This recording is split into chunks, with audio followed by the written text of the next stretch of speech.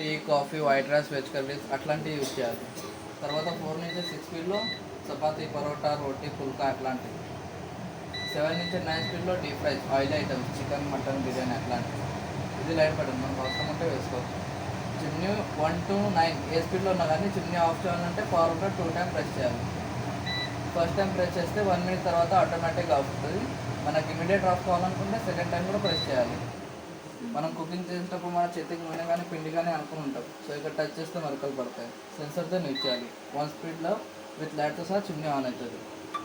Second third ఇలా 10 సార్లు అనే బదులు మనం డీప్ ఫ్రై చేస్తుండగా ఇది బూస్టర్ బటన్. దీన్ని ప్రెస్ చేస్తే డైరెక్ట్ 10 స్పీడ్కి వెళ్ళిపోతుంది.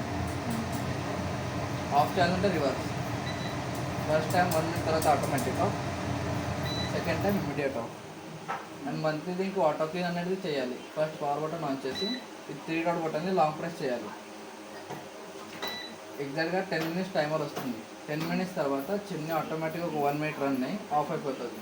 అప్పుడు ఇది ఆర్గులేటర్ తీసేసుకోవాలి. జస్ట్ మన ఇక్కడ లాక్కాలంటే ఇక్కడ ఒక హోల్ ఉందా మేడం, ఇందులో నుంచి వేస్టేజ్ అవ్వాలంటే ఇందులోకి వస్తుంది.